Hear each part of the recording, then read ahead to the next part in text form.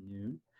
I'm Stephen Beaupart. It really is a pleasure to welcome everyone here to our Innovation Grand Rounds. This is really a platform and an opportunity for our broader community and our college, our Carroll, Illinois College of Medicine, to highlight innovators in our community, people that can serve as role models to our students, to all of faculty and staff and others that have really thought about the integration of science and technology as it maybe affects us as humans and in medicine as well. It really is a pleasure to have Professor Gene Robinson as our speaker today. He's director of the Carl Lewis Institute of Genomic Biology. He's also holds a Swanlund Chair here at the University of Illinois. In addition, prior to being director of IGB, he is the director and founder of the B research facility here on campus. He also served as the director of the neuroscience program for about a decade. And his research has led to co-authorship of over 275 publications. Also supported by over $50 million of research funds from NIH, NSF, the Department of Agriculture. And in fact, he was instrumental in getting approval from NIH to fund and sequence the honeybee genome, and really pioneered the application of genomics for the study of social behavior. Other honors that Dr. Robinson has is, in addition to university scholar, he was named Burroughs Wellcome Innovation Award recipient, received a Guggenheim Fellowship, an NIH Pioneer Award. He is a member of the U.S. National Academy of Sciences and the National Academy of Medicine, and then also a recipient of the Wolf Prize in Agriculture, one of the top there. So it's really exciting to have Professor Robinson here to speak to us. His research uses genomics and systems biology to study this mechanism and evolution of social life using the honeybee as a model. And as you can see, his title here today, I think it's very interesting how this is a model for how in sociogenomics and how this links nature versus nurture. So please join me in welcoming Professor Robinson, and we look forward to your presentation today. Great. Thank you, Steve. Thanks for the kind introduction. And it's really a pleasure to be here. I want to welcome the students and faculty and staff and any members of the community. I'm very glad to be here with you and engage with you. The connection to this series is, as Steve said, we use genomics, the technologies that fall under the heading of genomics, to address questions related to the evolution and mechanisms of social behavior that are very difficult to address without these new tools. And what I want to do today especially is go over a new understanding that we have achieved as a result of applying genomics to the study of social behavior, specifically a new understanding of nature and nurture, which has developed over the past 2 decades. So I want to give you some historical background related to this, some of the early studies that we've done to support this new framework, and then talk about more contemporary studies about what some of the issues are as we continue to flesh out the relationship between genes and social behavior.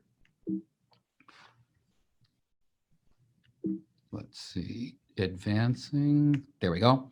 So let me begin by sort of setting the stage and saying that we are continuing to be at a place in society where it's very easy for us to envision the role of genes in explaining certain behavioral traits, such as athletic ability. And on the top left, you see Archie Manning and his 2 somewhat more famous sons as professional football players.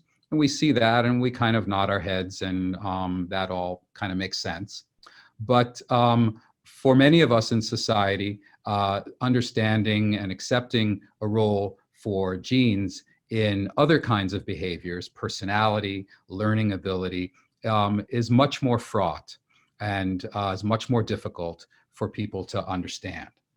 And of course, I'm talking about nature and nurture, the idea that we have over decades, in fact, centuries, polarized this debate and think about genes and the environment. And I must say, when I teach genes and behavior, one of the first things I tell the students is that this field has a legacy of shame to live down. Some of the most destructive social movements in our history have been based on extreme applications of either a perspective of it's all nature, meaning it's all genes, or it's all nurture, meaning it's all the environment. And I list for you some of that legacy right there. However, we now have a new framework, and I will describe that framework to you in the next slide, but I want to set it up first with this slide.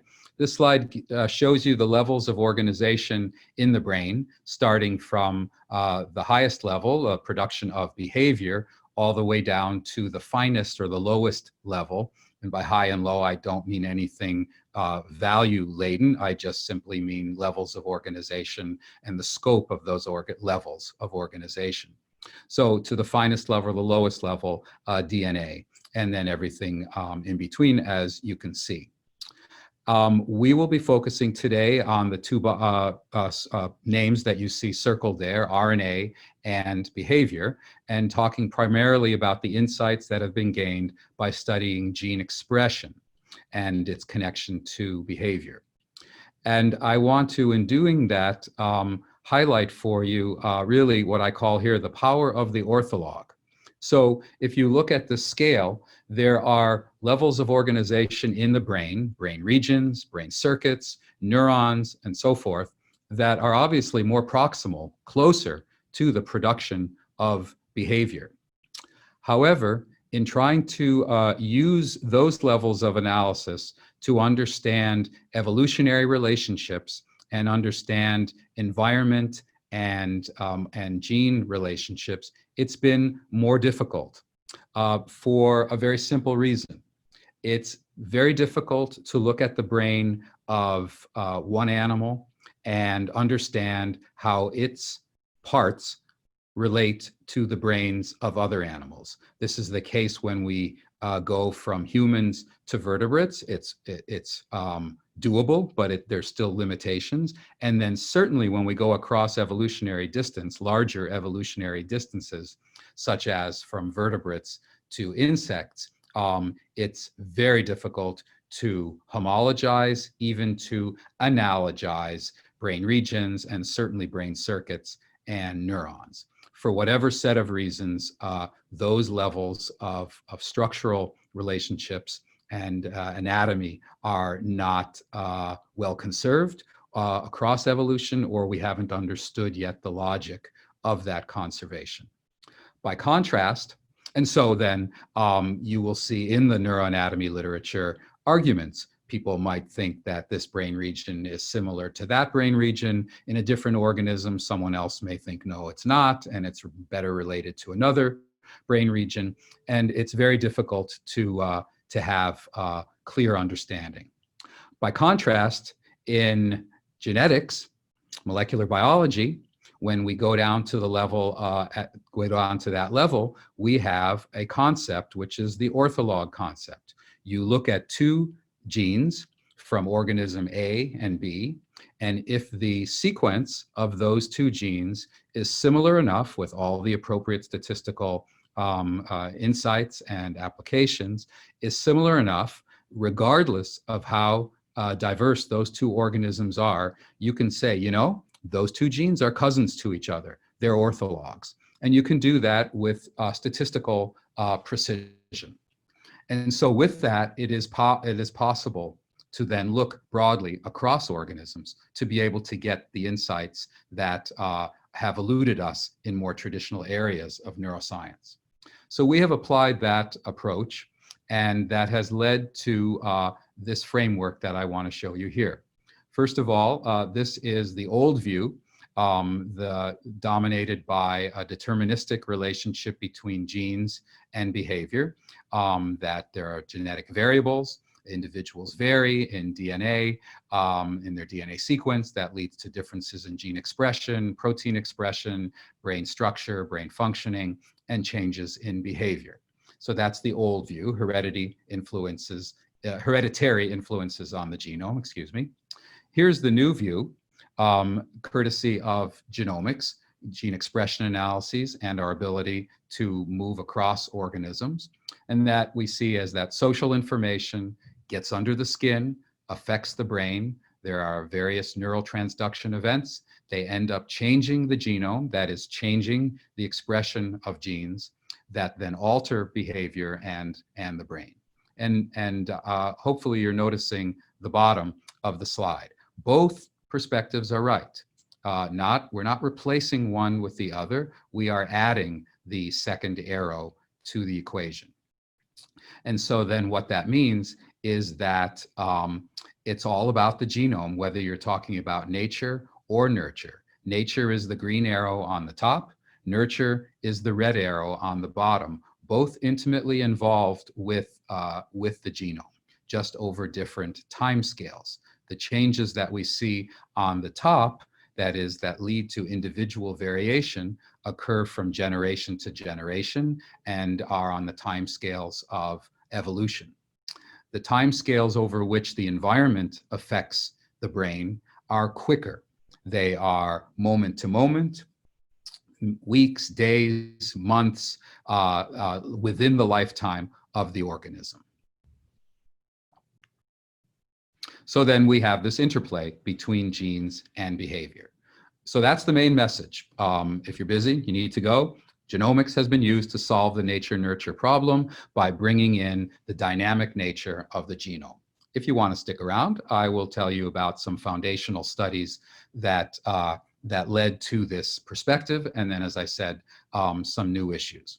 So here are the roots of sociogenomics, the subfield that I founded to encompass these multiple roles of the genome on social behavior. So there were two foundational pieces. One, E.O. Wilson's publication of the book Sociobiology in 1975, in which he simply asserted that social behavior must be influenced by genetics and must be shaped by evolution as a biological trait. And the book is considered a landmark in bringing together the study of social behavior across different organisms. It's also was considered very controversial at the time for asserting things about genetics and social behavior that science yet was not able to address. And I'll come back to that point a little later. And then secondly, from a sister field, the study of development, animal development in particular, and the subfield of Evo-Devo, came the insight, beautifully described in Sean Carroll's book, From DNA to Diversity, came the insight of profound conservation of gene function, that a gene that does X in one species may well be involved in a very similar process, even in a very distantly related species looking elsewhere. And so those were very profound and important roots to the study of sociogenomics. Getting a little closer to home, one of our pivotal studies is listed for you on the right, and pivoted off of a study from the laboratory of Marla Sokolowski, the discovery of a gene encoding a cyclic G-dependent protein kinase that gives rise to natural behavioral polymorphism in fruit flies in the field. This was the first natural polymorphism discovered. This was not induced as a mutant, of which there are many. This was a naturally occurring polymorphism. One version of the gene that is at the DNA level, sequence differences. One version of the gene gives rise to a more active foraging morph, and the other version to a less active. We looked at this, and this was work that was the dissertation of Yehuda Ben Shachar, who's now a professor at Washington University in St. Louis, and asked whether we might be able to transpose from DNA to RNA, because honeybees also have different behavioral states, some more active than others. And we wondered whether we might see differences not in DNA, but because we're talking about different behavioral states that different individuals express in the same colony, and sometimes they move from one behavioral state to the other. So it's a maturational, a developmental change, not a set in stone DNA change. We nevertheless wondered whether that gene that shows DNA polymorphism might also show plasticity in expression. And indeed it did in the predicted direction. This gave us a huge confidence that we were on the right track. And you'll note the year 2002, for those of you that know the field. This was, genomics was just getting started at that time. Illinois was one of the early adopters of genomics, especially from comparative genomics perspectives. And we were able to take advantage of great infrastructure already at the university to be able to move this from one gene and cloning it and studying it one at a time to genomics. But let me first just give you a taste of the honeybee system and how we are using it for these studies. So I've kind of covered some of these points in passing, but I want to make them more explicit. Honeybees are small, they're insects, of course, but their normal behavior can be easily observed and it can be manipulated. There are many reasons for this, but a foundational reason is that people have been interested in honeybees for a long time, for millennia. Honeybees have provided humans with the first sweetener and the first alcoholic beverage. I need not tell you how important those two categories are. As a result, people have been very interested in learning about bees so that they could manipulate them and get them to produce more honey for their needs. So there's a whole wellspring of knowledge about the natural behavior of honeybees. And indeed, I can assert that aside from humans, the species that we know the most about in terms of its natural behavior on the planet is the honeybee. So this gives us a great resource. Secondly, honeybees display extreme behavioral states. They have a division of labor. Some individuals specialize on one behavior, some on another. This is maturational. As I said, there's an age-related division of labor. Adult worker honeybees live about 6 weeks. They spend the first 2.5 to 3 weeks working in the hive, and then they graduate, as it were, and take up activities that occur outside. These different states, they concentrate on, they focus on for extended periods of time. Many animals will move through different behavioral states very quickly, making it hard to study the relationship between gene expression and behavior, because as we'll come back to later, changes in gene expression occur much more slowly than changes in neural firing. And so having these extreme behavioral states, these extended behavioral states, gives us great targets. And so there are bees that act as guards that patrol the entrance. There are bees that act as soldiers to attack intruders. There are bees the ones that you see on flowers that are collecting nectar and pollen. There are nurses that take care of their younger sisters, the baby bees, and so forth. So these are all the tasks that the worker bees perform. In addition, in the hive, there's the queen bee who does not run things, does not tell the others what to do. Her job is to lay eggs.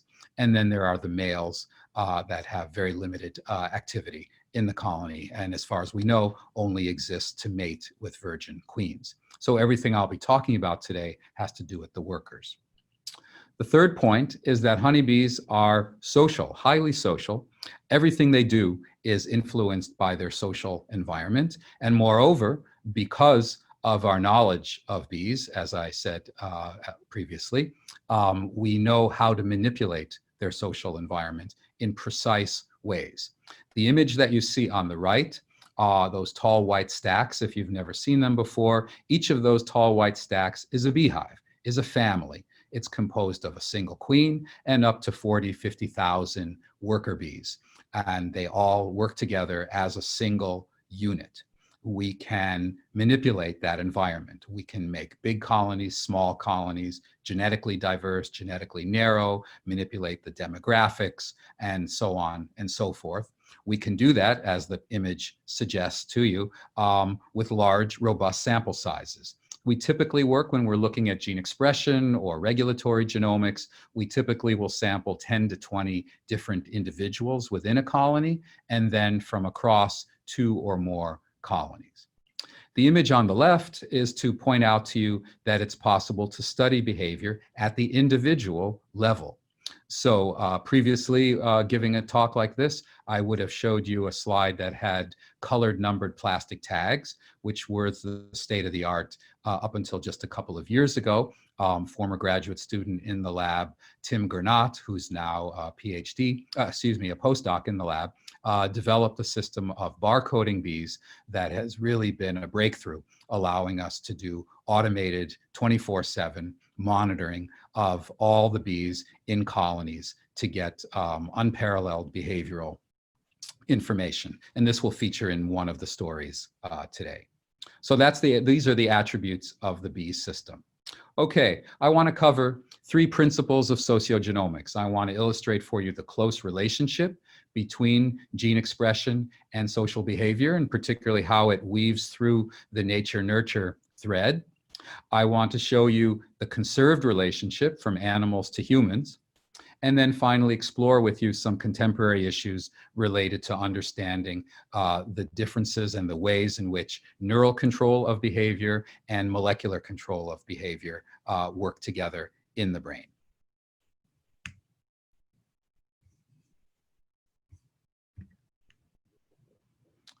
So what I want to show you here has to do with some data that we obtained on some of our very first microarray studies. That technique, it was the first method that was used to measure lots of genes at the same time, measure the expression of lots of genes at the same time. It has given way to a technique called RNA sequencing, or RNA-seq, which we are using for the newer work that I'm talking about today. But I want to make a couple of points here. The first point is the table on the top. We compared brain gene expression between nurses and foragers. Here's a fanciful image of that, a nurse bee remaining in the hive, a forager at the flower. And we found that 40% of the genes in the brain show different patterns of expression when we compared nurses and foragers. This is a heat map that just gives you a flavor for the striking differences: yellow up, blue down in terms of regulation. But the point of this table right here is to show you that the differences between brain gene expression between these 2 behavioral states were so strong that it was possible to use a computer program to classify individuals as to whether they are a nurse bee or a forager solely on the basis of the gene expression patterns. And this gives you an indication of the number of correct predictions across 60 possible right answers, so to speak, 60 samples, as a function of the number of predictive genes that were used. You can see then very strong predictive relationship. The table over here gets at a different behavioral state, and that is defense. Here is the entrance to a beehive. There will be some bees that will patrol the entrance. They're called guards. When they sense a disturbance, they release a chemical, an alarm pheromone, that alerts other bees to the danger. The first bees that respond are called soldiers. They fly out and look for the disturbance, look for the intruder, and attempt to sting it. So we have guards, soldiers. Foragers are bees that continue to forage even during a disturbance. And then we have, as I mentioned, the social component, the alarm pheromone, the communication signal that links the guards to the soldiers. This experiment was a nature-nurture experiment. We compared gene expression of guards, soldiers, and foragers between 2 strains of bees, abbreviated here AHB and EHB. AHB are more aggressive than EHB, and compared them to each other across these different behavioral states, and then also looking at alarm pheromone. And what you can see is there are many differences in gene expression associated with genotype. I forgot to mention, we also did cross-fostering. We put EHB bees in AHB colonies and vice versa. That's the nurture part of the experiment. So G refers to nature, E refers to nurture, and what you can see is the answer is yes. There are influences of both hereditary differences, strain differences between these subspecies, AHB and EHB, that give rise to differences in gene expression. Looking at guards, looking at soldiers, cross-fostering also has an effect. We were pleased to see fewer genes affected or differentially expressed in the foragers. That makes sense because there are fewer differences between the foragers of these two subspecies, AHB and EHB. Alarm pheromone had a strong effect on brain gene expression. Here's just a straight up nurture effect, the effect of an environmental signal on brain gene expression. So summarizing these early experiments, close predictive relationship, environmental influences, and in fact, bringing them together, something I did not show you, when we look at the aggressive strain brains and compare the genes that differentiate them from the less aggressive bees, those are overlapping with the genes that are activated due to alarm pheromone. So aggressive bees look like their brain is on alarm pheromone, so to speak. And then cross-fostering, 25% of the variance in brain gene expression is due to the social environment. So some early experiments that lay the foundation. One more early experiment that illustrates the close relationship between behavior and gene expression, even to the point of not one of these very long and extreme behavioral states of guard, soldier, forager, and nurse, but a more dynamic behavior, and that's related to the dance language. So the video that you see shows bees engaging in a very interesting and complex symbolic language that was first discovered by Carl von Frisch, for which he won a Nobel Prize in 1973. It is the only known symbolic language outside of our own. With a series of movements and sounds, the bee is able to communicate distance, direction, and the quality or the value of the food resource located at flowers. So this information provides the ability for honeybee colonies working as an integrated unit to track the changing landscape of flowers. Flowers are among the most ephemeral food sources, very distributed patchily in both space and time. And so honeybees have evolved the ability to overcome those limitations by means of a communication system. Distance, direction, and value, as I said. We wanted to ask whether there are changes in gene expression that relate to distance responsiveness. And here's the experimental setup. These are one of our outdoor enclosures that we affectionately call bee domes. We have 2 of them out at the bee lab. And the reason why we honed in on distance is because of a really great discovery made in the laboratory of Manyan Srinivasan, Queensland University, that showed that the way bees measure distance, so of course, if they're communicating distance, how far a food source is from the hive, they obviously have to measure the distance.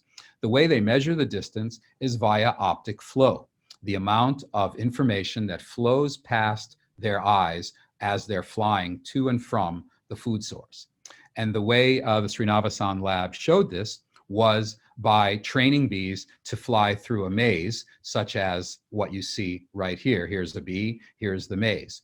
And what they showed is that if you vary the optical content of the walls of the tunnel, you can get bees to dance as if they have perceived a different distance.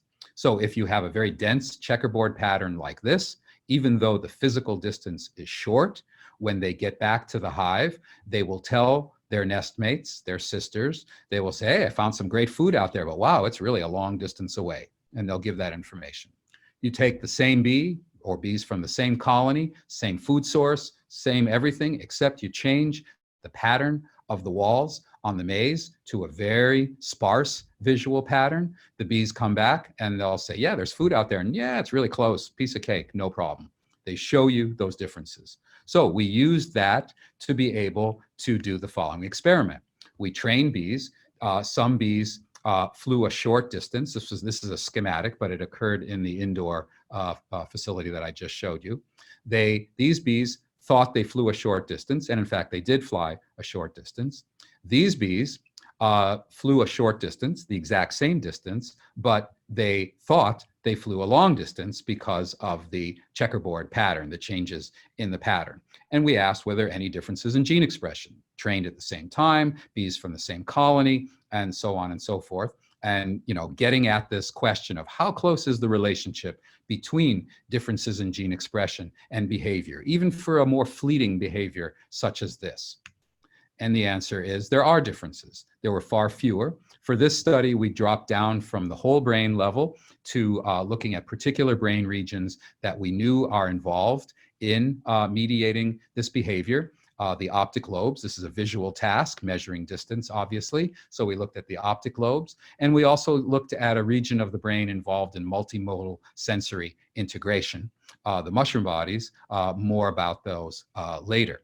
And we found that there was a relatively small number of differences in gene expression between those that thought they flew a short distance and those that thought they flew a long distance in both brain regions. What you can see is a principal component analysis that shows you that even regardless of the brain region, short distance flyers separate clearly from long distance flyers, quote, long distance flyers. Here are a couple of genes that are differentially expressed as a function of whether the bees thought they flew short or long. And these are genes that are known to be involved in neural plasticity. The DUNS is a well-known learning mutant involved in cyclic AMP signal transduction, and GABA, of course, a prominent neurotransmitter. So distance responsive genes in the bee brain, interesting in their own right, but for purposes today to illustrate the close relationship. So the relationship then is not only close, but it's conserved. Let's move on to the second part of the talk. And this part of the talk allows me to introduce and give a shout out to my colleagues at the IGB in the Gene Network in Neural and Plasticity and Developmental Plasticity Thematic Research Group, or THEME, headed by Professor Lisa Stubbs. So this is Lisa right here. The group is composed of Allison Bell. Lisa's an expert in mouse neurogenomics, Allison in stickleback fish, behavior, neurogenomics, and ecology. Saurabh Sinha, professor of computer science, very active in the Carroll, Illinois College of Medicine, excuse me, and Dave Zhao, member of the Department of Statistics. And together we set out to address the question that you see at the top of the slide. Do brain responses to social information involve evolutionary conserved mechanisms? So what we did very simply is we exposed our three favorite model organisms of the group, mouse, stickleback fish, and honeybees, to salient social cues, either threats or opportunities, looked at their behavioral response, and then looked in their brain to see whether there are changes in gene expression. If you're listening to the first part of the talk, you can almost bet that there were differences in gene expression. But this part of the talk, the question is whether those differences, whether those changes were similar across these very distantly related organisms. So we came up with two paradigms, territorial intrusion, which is salient and a part of the ecology of all three species, and then an opportunity related somewhat to reproduction. In the case of stickleback fish, it's parental care. In the case of mice, alloparental care. And in the case of honeybees, also alloparental care. That is not a direct care of offspring in those two, but in the case of the mice, it was an auntie paradigm. And in the case of the honeybees, these are workers rearing their younger sisters when they're larvae to attempt to rear them to become queens. And workers, as I said, do not directly reproduce. So for a worker to attempt to rear a sister as a queen is as good as it gets. So these are the pretty picture versions of these assays, but in fact, we studied them in the laboratory to be able to control the variables more. These are the pictures on the bottom of the honeybee assay, especially the intrusion assay that I show you. So 10 bees in a dish with an intruder placed in it.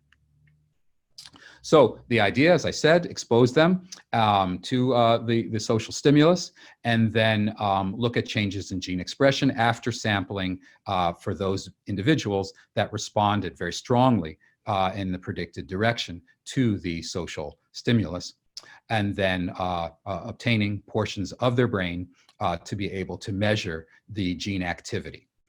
We relied upon well-known understanding of the vertebrate brain, parts of the brain involved in stickleback fish and mice, involved in responsiveness to social stimuli, such as the hypothalamus. And then we also looked at the mushroom bodies in the honeybee. We reasoned that since it's involved in multimodal sensory integration, learning and memory, as I said before, that it would also be involved in social responsiveness. And in fact, it is, and we've now added that to the portfolio of the mushroom bodies. What did we find? Were there genes that overlap? Are there the same genes using very rigorous methods for determining orthology, that is similarity across evolutionary distance of particular genes? And that's illustrated by the panel, top left panel, which I will not be going through. It's just there to remind me to tell you that there was a lot of very careful work by former postdoc Mike Saul, working under the direction of Saurabh Sinha and Dave Zhao, to be able to establish the bioinformatics to rigorously assign ortholog genes across these very distantly related species, to allow us to ask the question in rigorous terms. Were there genes that responded differentially to social challenge? Yes. Are many of them, or are there a statistically significant overlap of genes across the three species? The answer is yes. I'll give you just a few highlights in the other parts of this image. So on the right, top right, we see some gene ontology categories, biological process categories that were statistically enriched in all three species. And then on the bottom, transcription factors going by their mouse names, but that had honeybee and stickleback orthologs that were differentially expressed. And I needn't tell you that if you see common differentially expressed transcription factors, then that hints at that's the tip of the iceberg. They're involved in orchestrating networks of genes. And so we see then some striking commonalities. Many differences also. A bee is not a fish or a mouse, but some strong conserved features, changes in GPCR signaling, changes in metabolism, as well as other themes that are illustrated for you. So that is a very quick message about the level of conservation across these three species. I also want to show you how we've extended this to humans, taking advantage of an observation that was made by former postdoc Chagai Spiegler in the course of carrying out the honeybee studies. Let me set this up for you with a quote from the book that I mentioned at the beginning of the talk, E.O. Wilson's Sociobiology. It is the task of comparative sociobiology to trace these and other human qualities as closely as possible back through time.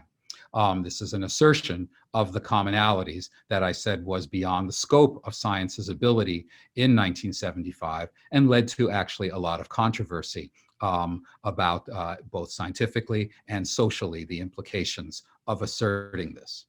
We now have the tools to be able to explore this using comparative genomics and the concept of the ortholog, as I said, but with important caveats, as I will end this part of the section of the talk with. So here was the observation of Chagai. So here we recall we looked at social challenge. We also looked at social opportunity, which, by the way, I did not show you data about in case you're wondering, just for the sake of time. The story is the same, overlap of genes for opportunity. But when Chagai was conducting the assays, he noticed that some bees read the textbook. They responded to the intruder like they were supposed to, like many, many studies before had shown this. But other bees were ignoring the intruder. Anyone who studies behavior, I guess human behavior too, all too sad an observation, knows that not everyone's on the same page. Some are less responsive to certain stimuli. So he noticed that and that's something anyone that ever studies behavior will just notice, and we didn't then think much of it. A year later, Haggai was doing the social opportunity assays, looking to see which bees are responding to the queen larva, and again noticed that some bees are unresponsive.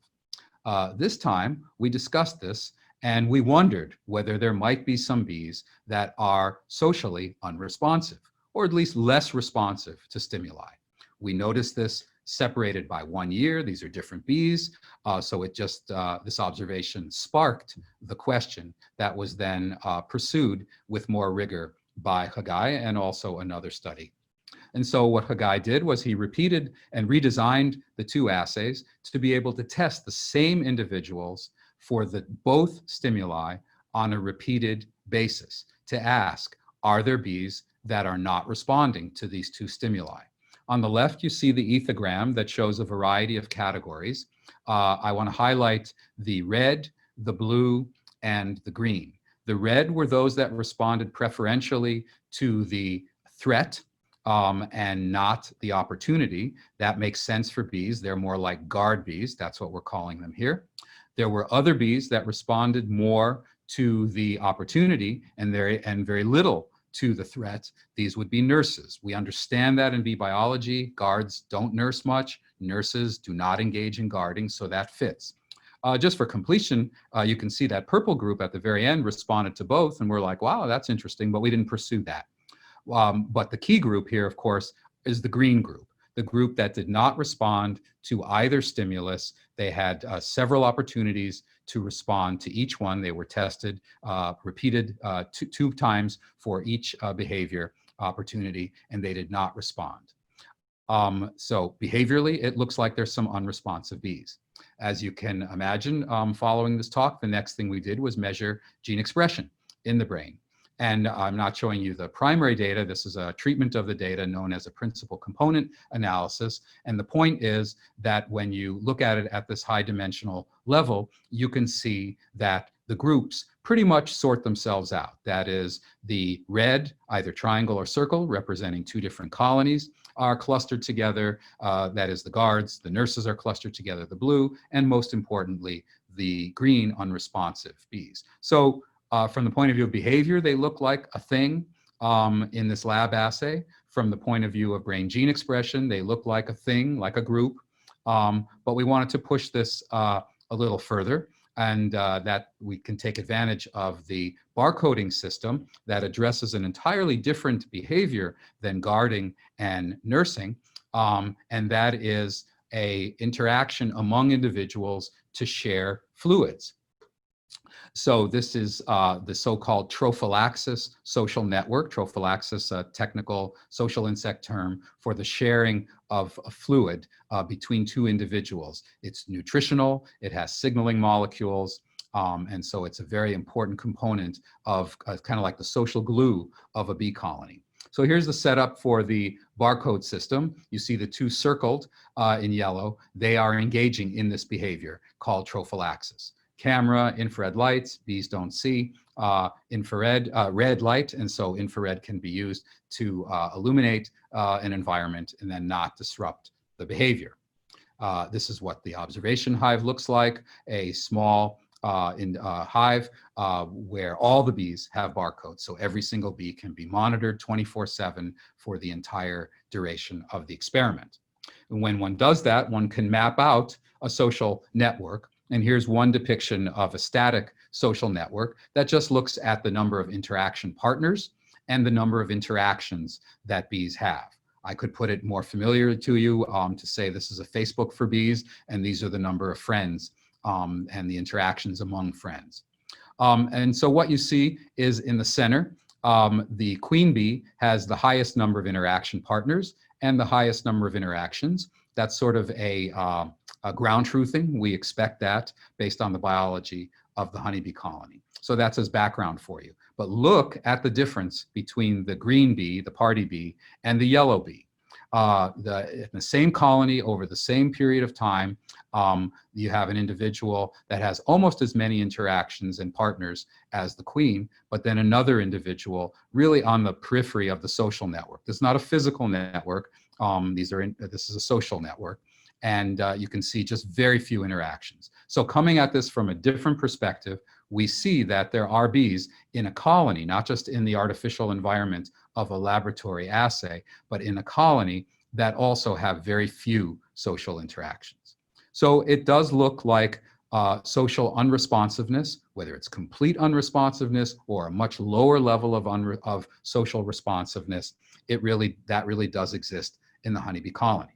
So we then wanted to ask the question, oh, sorry, one more. I forgot one more point, the most recent information about this, and that is to look at different groups of bees engaged in different activities. This is the work of Adam Hamilton, bringing together division of labor studies with social network studies. And you can see that the bees that in the laboratory test out as non-responsive in those assays that I showed you before, indeed are less responsive in the network compared to bees that can be identified as foragers, nurses, and called here aggressive, but also can be called guards, as well as bees that respond to multiple stimuli.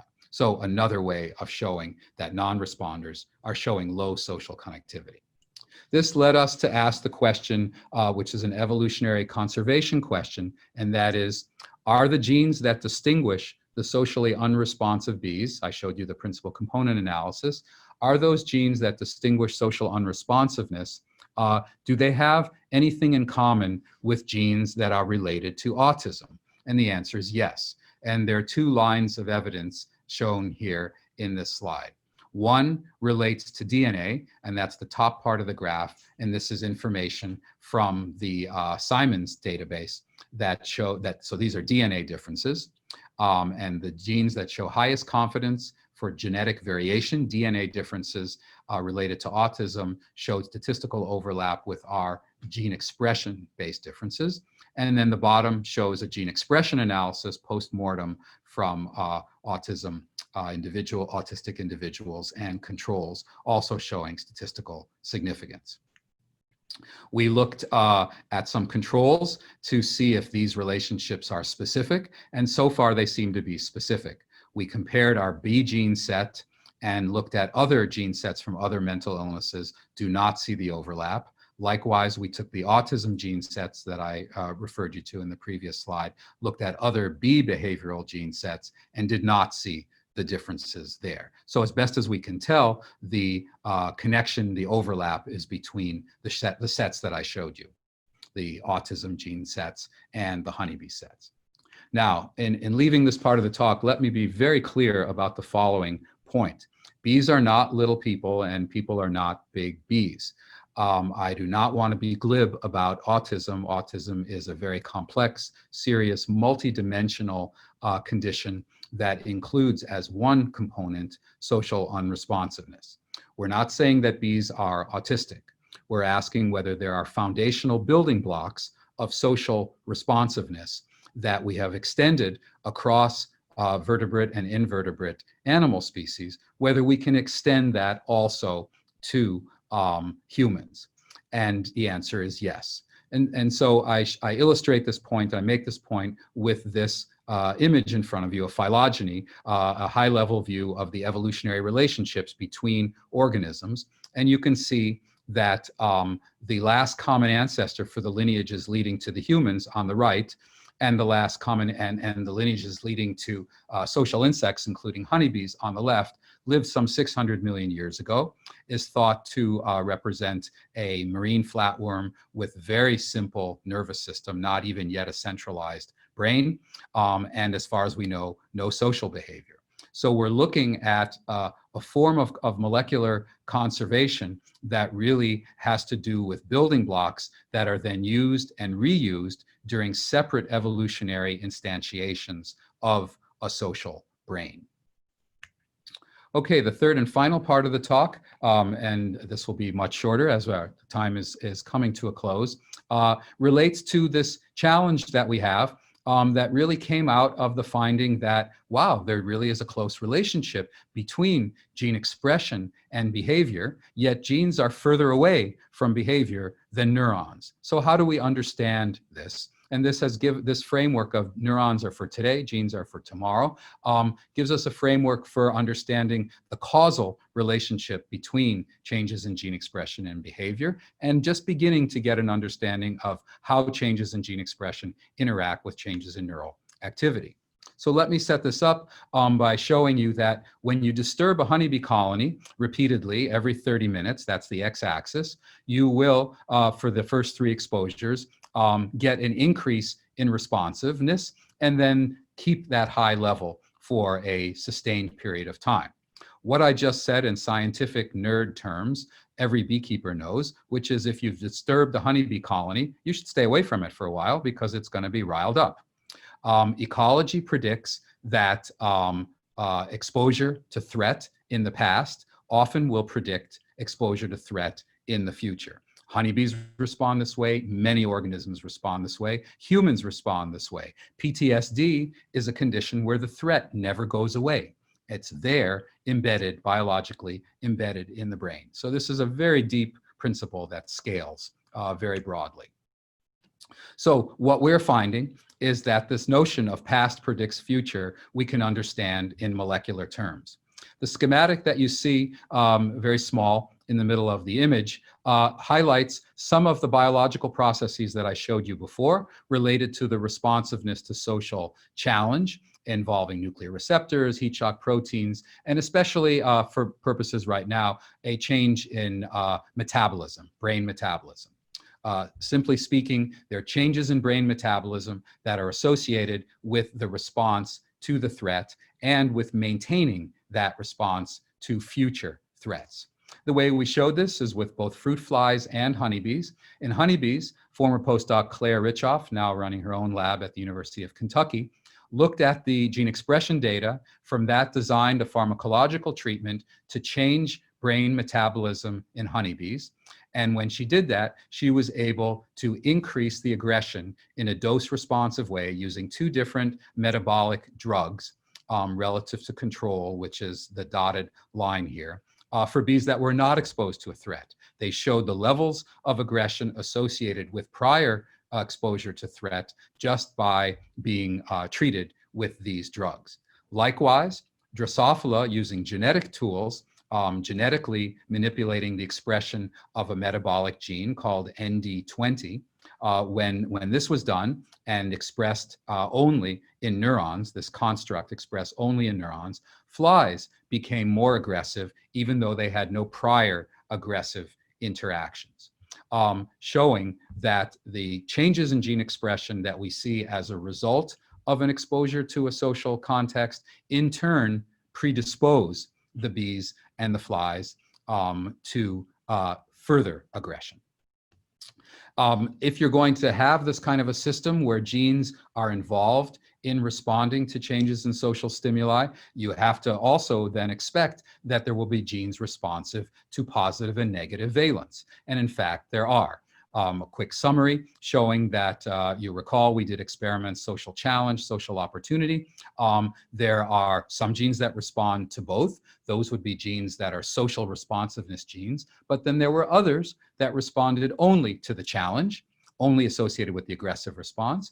And then others that responded only to the nursing opportunity, to the affiliative response, and displayed the affiliative response. I won't belabor which ones they are and so forth, but I want to just make that point. And we see this over time as well, 30 minutes, 60 minutes, 120 minutes, to give you a feeling for the fact that, yes, neurons respond immediately. Genes take that information and integrate that and cause changes in behavioral states that will last for longer periods of time. So we have the beginnings of this understanding, but really we have to integrate this with neurons. We've been running kind of an end round from RNA to behavior. If we really want to understand this at a neural level, we have to look at neurons. And this is now the work of Ian Triniello, a graduate student in the lab who's in the neuroscience graduate program.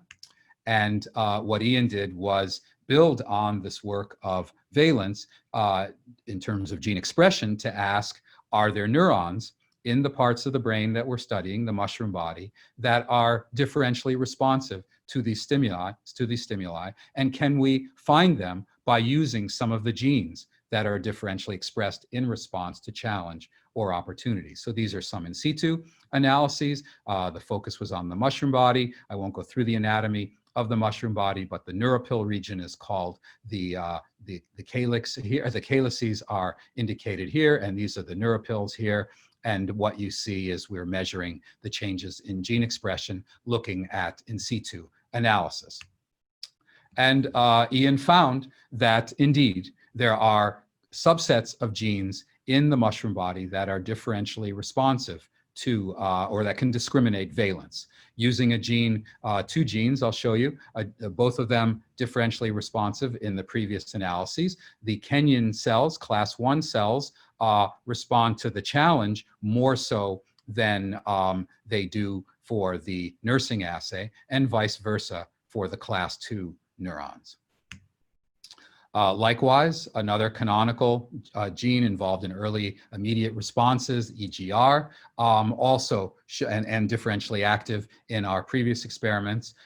Class 1, responsive more to the threat, and class 2 neurons responsive more to the opportunity. So we're beginning to get an integration then. There are neurons that respond to valence. This, by the way, was known in many other systems, but we're starting to connect them to the genes that are responsive to valence. There's some new technologies that are coming online, single-cell RNA-seq and spatial transcriptomics. We're working with Hisan Han, who's an expert and one of the leaders in the development of spatial transcriptomic methodology. She's in the Department of Chemistry and a member of our theme at the IGB. I'll show you, though, some data from the more established, the older of these new assays, new techniques, single-cell RNA-seq, some data that Ian has been generating, working very closely with Professor Dave Zhao.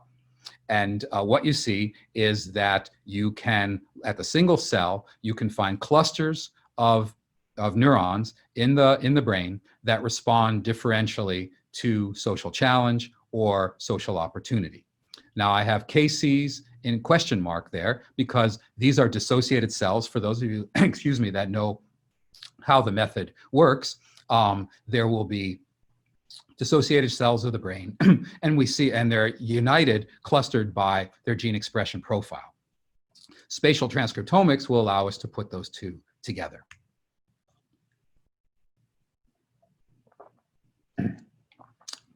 Excuse me. So then, finishing up, what we have are the makings of an understanding of the relationship between genes, neurons, and behavior. The old model, when we think of genes and behavior, was kind of a static model. Genes were far away. They were producing changes in RNA that would lead to changes in protein that would be used as kind of the background, the machinery for the neurons. But instead, we seem to have a more dynamic relationship where changes in gene expression are actually very much associated with the changes in behavior, with the differences in behavior. And so we have then a much more dynamic model. This is obviously a very COVID-dated slide. Who remembers when we were in those kind of lines or calling up an Uber? But anyways, hopefully it still gets the point across with respect to the relationship between genes, neurons, and behavior. Okay, so to finish up, I want to look forward. So first of all, I just want to say that the goal was to talk about some science that relates to understanding the relationship between genes and social behavior. I showed you data to support the idea that there's a close relationship, a conserved relationship, and a causal relationship between changes in gene expression between genes and social behavior. Going forward, I think it's necessary to further extend the sociogenomics paradigm to human. We have to consider policy implications of this dynamic genome model, where it's not all about DNA sequence, but it's about gene activity as well.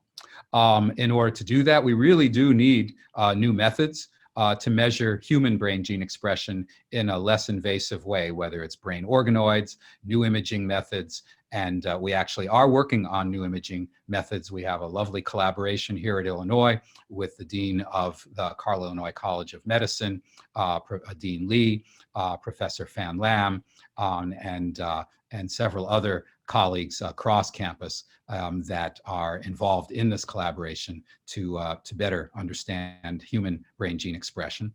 And then finally, at a fundamental level, We need to use this information, which mostly was at the level of groups today, and extend it to the level of individuals. We're badly in need of a better understanding of how variation in genotype maps on to variation in phenotype.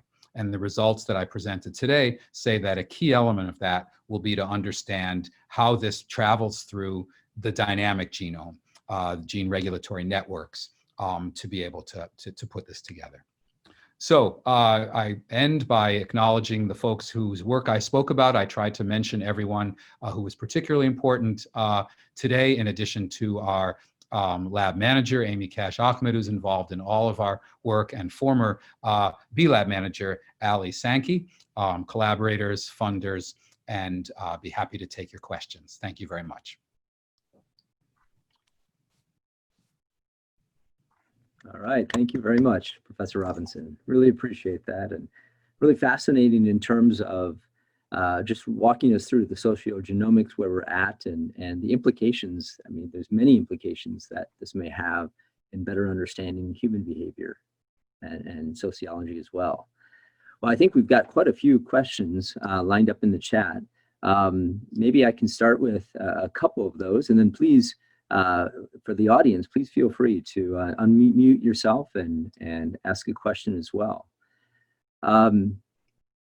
Let's see. So there was one question that came through. What is known about difference in mechanisms of gene regulation epigenetics between long-term shifts versus short-term shifts? So I believe phase of life versus longer short-term travel. I think this relates to when they were flying through that tube that you described. Mm-hmm. So yeah, I did not talk today about the ways in which changes in gene expression may be stabilized for even longer periods of time. That usually comes under the rubric of epigenetics. And there are a variety of mechanisms, changes in DNA methylation. Other labs have shown this to be involved. We've done a little bit of work in that area. We have a new project that's looking at the role of microRNAs, another way of stabilizing gene expression, the work of graduate student Sarai Stewart in the program of Ecology, Evolution, Conservation Biology. So those are undoubtedly involved here. They interact then with gene regulatory networks. And we have a multitude of factors that integrate and regulate gene expression. Mm-hmm. Very good. There's another question about what about energy expenditure differences? Now, I think that was asked before you started talking about metabolism and links to maybe aggressiveness, but I believe that was referring, to some of the earlier comments you were making, like what role does energy expenditure have in this gene expression between, say, the different subgroups of bees? Yeah, so we're very interested in metabolism, and I have to share a little story there. So when we were looking at differences between related to aggression, we in our earliest studies, we saw changes in gene expression associated with metabolic genes at the top of the list, but we skipped them because we wanted to apply a neuroscience-based perspective. They're not sexy. We wanted to look for changes in neurotransmitters, in receptors, and all the classic neural machinery. And we found those as well, but we returned to those because they were at the top of the list in experiment after experiment. And so changes in brain metabolism are just a very strong and an underappreciated feature underlying neuroplasticity. And so now that we've focused in on them, we're learning more and more about that. And I think that it's just a great example of how genomics allows for an unbiased, discovery-based approach. And then it's up to the investigator to remain unbiased and open-minded and take the data and move with them. Mm-hmm. Very good. Well, maybe I'd like to open this up for any comments or reflections from some of the clinical partners that we've got on the call today. I see Ken Aronson's name here, but any comments or reflections from the clinical perspective of what we've heard about nature versus nurture? Hi, Ken Aronson. So, terrific talk, Professor Robinson. And as a neurologist and a beekeeper, it hits home in lots of dimensions here. Currently, one of the hives is without a queen. So the pheromone effect and the changes in the orphaned workers is interesting. But I was on a clinical front. You know, we see the evolution in patients from episodic expressions of their biology and their symptom profile and their patterns of disease to chronicity. Things like epileptogenesis, going into a chronic migraine pattern, going into chronic pain with central mechanisms and neuropathic pain. And undoubtedly, these are linked to the types of things that you're describing biologically. And it's very frustrating for the patients, of course, to know how to act, and for us to how to get at the front end of the disease timeline. So these insights are fascinating about what the future might hold for that. Mm-hmm. Yeah, I think the insight of conservation gives the ability then to ask how do these genes working in networks, what kind of modules or foundational building blocks might there be to be able to understand the neurological conditions. You mentioned chronicity. So there's very well developed biology of timekeeping in the brain. We have one of the world's leaders in this on our campus, Martha Gillette, who has pioneered a lot of work in this area.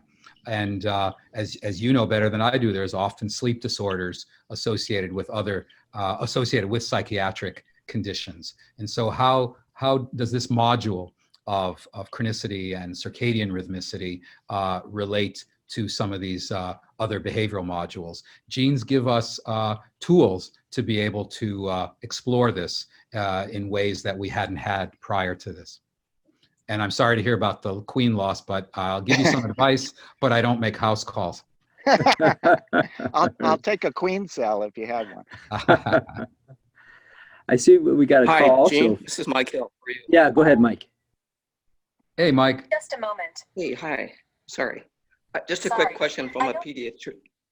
How many people are on? So just a quick question from a pediatrician. You're studying adult, if you will, mice and bees. Is there any difference in maybe some of the results you're going to see with immature species?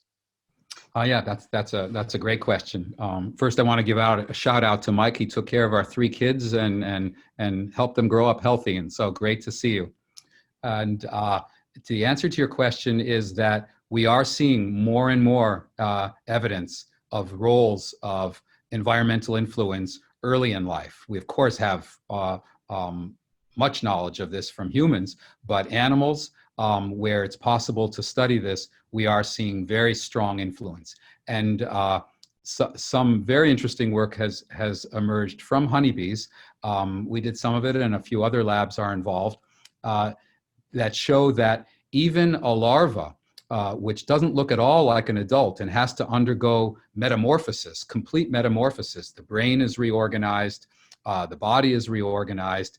If you expose larvae to certain environmental stimuli, that will lead, as they grow up as adults, to behavioral biases. So Claire Richoff, someone I mentioned before, did another one of those cross-fostering experiments, but instead of cross-fostering adults, she cross-fostered larvae. She put larvae from an aggressive colony into a less aggressive colony and vice versa, let them grow up as adults, did not let them experience their adult colony environment at all, but removed them to do laboratory assays just on the day they were, quote, born, their first day of adulthood, and there was a behavioral bias there, even though brains have been dramatically reorganized. So we would love to understand that because, as you're suggesting, there are very potent forces that happen before adulthood.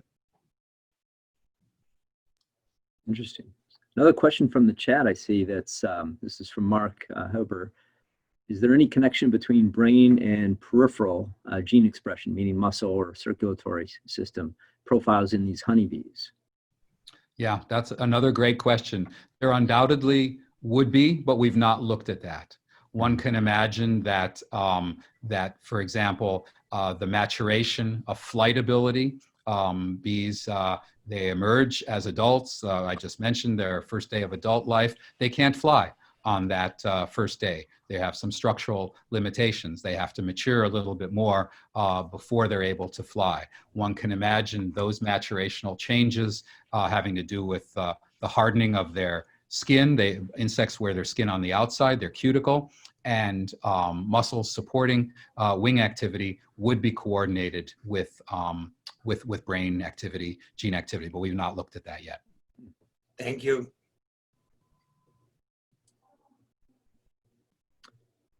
I maybe have a question too about the subpopulation of bees that were labeling as non-responsive to stimuli, and I think beginning to possibly make a link with autism too. But is that non-responsiveness, is that viewed as being just inherent or instinctual to the bee, or is it a choice, right, that the bee might make? Mm-hmm. Yeah, that's a great question, especially with the theme of the talk in general. We don't know the answer to that. We don't know whether they are, quote, born that way, or whether they've had experiences that may bias them, or in the spirit of the talk, how both of those factors interact at the molecular level. One plan we have for the barcoding system is to be able to scale this up and run many more colonies at the same time and develop a kind of a predictive analytics using known genome, bees with known genome sequence or sequencing their genomes afterwards, and having complete records of their behavior to be able to build a behavioral analytics platform that could allow us to address questions like that. Very good. And maybe along the lines of that too. So given that we have a group of students and others on this at this grand rounds thinking about innovation and technology, and so what's needed, right, to next for your studies and to answer some of these questions that you're posing? Is there technologies, is there new science that we need to think about? Well, I think one area, especially with respect to extending this to humans, is brain organoids, brain imaging, methods that do molecular brain imaging. You're a world leader in brain imaging, so you know some of the limitations that we have in that space, and so we're excited about new possibilities that allow us to not only look at neural activity, but some aspects of gene activity. So that would really be game changing. The brain organoids, both for humans and even for other organisms, also will be game changing. It's very early days for that. My colleagues who are expert in that say that, yeah, it's a brain, but it's a pretty limited brain at this point. And so for the kinds of complex social behavior that we're interested in, it's not ready yet for prime time. But that kind of methodology that would allow us to standardize certain experimental paradigms and compare human and bee and stickleback fish and mouse and other species under the different methods, different conditions would be, I think, really game changing. Very good.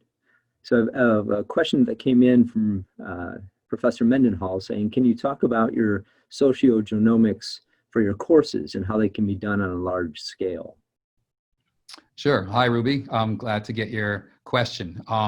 So I think that it's possible to take these kinds of insights, for example, and then focus them on, for example, biological embedding, the biology of stress, how does stress get under the system. You and I have talked about a course that we might develop along those lines that takes these insights and looks at that. And so it can trace the action of genes, first of all, the environmental stimuli, how those environmental stimuli are transduced by the nervous system, how do they get embedded, and then cause long-term change in brain behavior, health, and well-being. So I think we have the conceptual framework, and some of the work that I spoke about today hopefully allows one to use insights from animals and then apply them in a suggestive way, in a tentative way, in a to be determined type way to humans, but it gives us a toehold into areas that we previously weren't able to go. Okay. Any other questions from the audience? Let's see, another one. So a comment in the chat, I worked in the B lab in my undergraduate studies from 16 to 18, and now working in the clinical research at Carroll. Great to hear an update about your findings over time. In your studies on social stimuli, do you notice any avoidance or aggression from those other bees who are responding to social stimuli toward the unresponsive bees? Yeah. Well, first of all, hello, and I'm glad you had a good, pardon me? Jeanette Cullum. Okay, Jeanette. Well, yeah, great to hear from you. Glad you had a good experience and that you have moved along very nicely. We have not noticed that. And so you're hinting at a very interesting aspect of the work, and that is there any particular role for unresponsive or less responsive bees in the colony? Like, why are they there? What do they do? Why do they exist?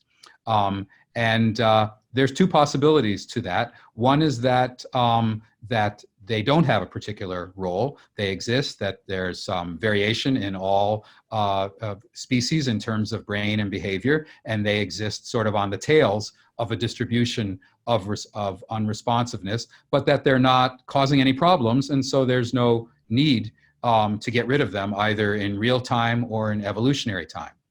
The other possibility is very intriguing, and that is that they are less responsive and that they form a reserve force in the colony.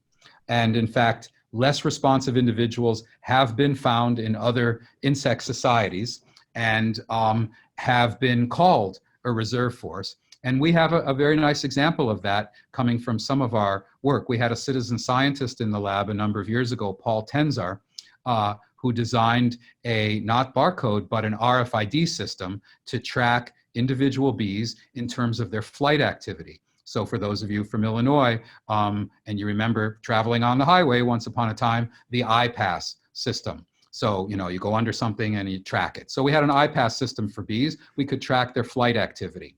And Paul worked with former PhD student Claudia Lutz and found that there were elite forager bees.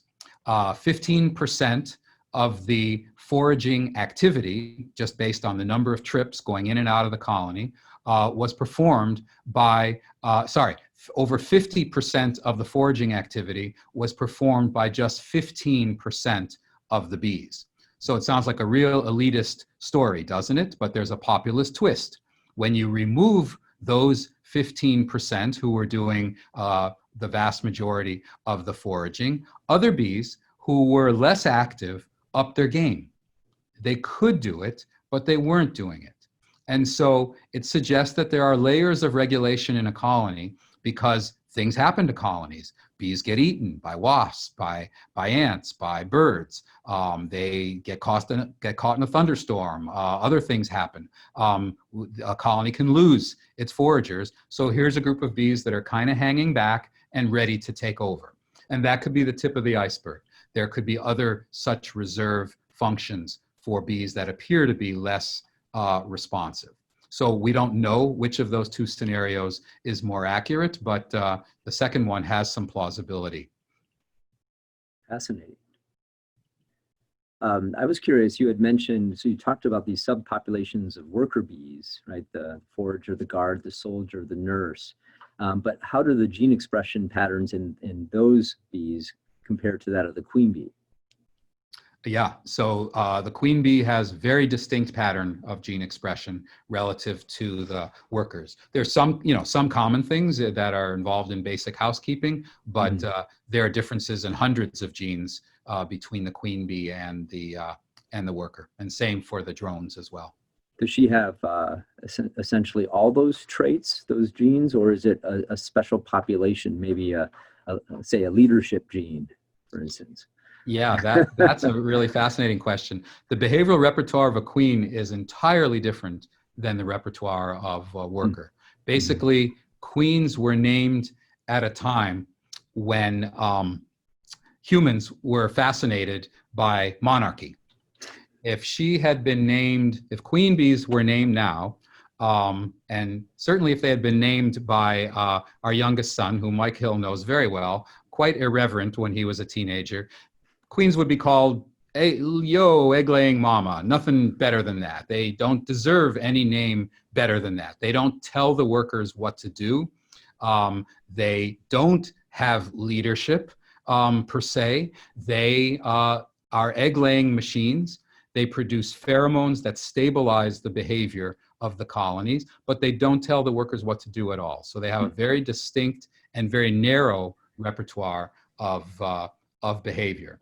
And I'll add that the worker and the queen are derived from the same genome. Workers are females, queens are females. What sets them on different paths in life, it has to do with how much royal jelly they're fed during the first couple of days of their larval life. And if they get a lot, they go down the queen path. If they don't get a lot, they go down the worker path. But the regulatory architecture, the machinery, molecular machinery for these two different lifestyles is there in the genome. And you know, it'd be fascinating to be able to unpack that and understand that, to be able to hone in on particular genes associated with particular traits, like your question suggested. Fascinating. Any other questions from the group? I think I captured everything in the chat. Okay. Well, Gene, thank you very much again. This is really fascinating. I think really interesting, appealing to a wide audience we had on the Grand Rounds today. For those attending, you can see in the chat, Jessica Brookabile put information about CME credit, if you'd like to claim that for our clinical colleagues here. But again, thank you. You've now stimulated us to think about bees in a very different light and kind of revisit this nature versus nurture concept. So thank you. Well, yeah, thank you all to those attending today. Yeah, thanks for the invitation. Great to be here. All the best. Wonderful. Stay healthy. Thank you. Thank you. Have a good weekend, everyone. Bye-bye. Bye-bye.